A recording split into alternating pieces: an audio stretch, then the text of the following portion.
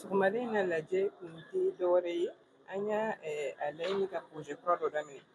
Projet min bɛ se ka baara kɛ jiginni nɔgɔyaw kan, musow bɛ se k'u ka kɛnɛya hakɛw sɔrɔ ka sɔrɔ violence ma k'u la dɔgɔtɔrɔso la. Donc o projet nin kɔnɔna na anw bɛ baara kɛ ni CSREF ni CSCOM de ye, Etat ka dɔgɔtɔrɔso sigilen. Donc projet in lawaleli a n'a sabatili a tɛ se ka taa fo an ka jamana kɛnɛya tigilamɔgɔw sen don a la. U y'u ka faamuya sɔrɔ an ka hakilina in na, u ka faamuya sɔrɔ an bɛ laɲini min ɲinina projet in kɔnɔ. Donc kɛnɛ in sigira o de kama bi k'u wele k'a f'u ye projet kura dɔ bɛ yen anw nana n'a ye pour que an bɛ se ka Mali politique bɛ baara kɛ musow ka kɛnɛya kan an ka se k'an sen don a la ka musow ka hakɛw sabati u ka kɛnɛya sɔrɔ. Donc an ye jamana autorité mɔgɔw wele bi notamment an yɛrɛ ministre tun bɛ kɛnɛ kan pour que ka projet in da yir'u la ka yir'u la gɛlɛya min bɛ jiginni kɔnɔ an fɛ yan nɔ ani nɔgɔya minnu bɛ se ka don a kɔnɔ fana.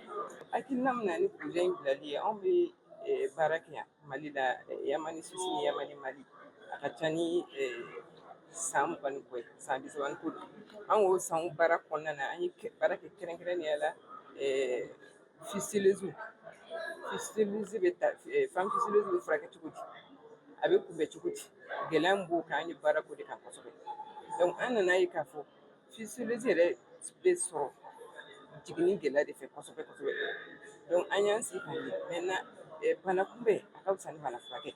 Waati bɛɛ an bɛ ka banabaatɔw furakɛ an bɛ musakaw d'u ma u ka se u yɛrɛ la. Maintenant n'an y'a hakili jagabɔ ɲɔgɔn fɛ an kan ka fɛn dɔ sɔrɔ min bɛ se ka bana yɛrɛ kunbɛn. Donc an ka partenaire technique et partenaire d'exécution Yamani Mali an y'an sigi o de la ka hakili jagabɔ ka na ni nin projet d'accouchement humanisé in pour que bana in ka se ka kunbɛn u ka fisa ka kɛ. Bana in kunbɛnli bɛ fɛn caman bolo a bɛ daminɛ depuis muso yɛrɛ sigiyɔrɔ la a ka so fo kana se dɔgɔtɔrɔso ma.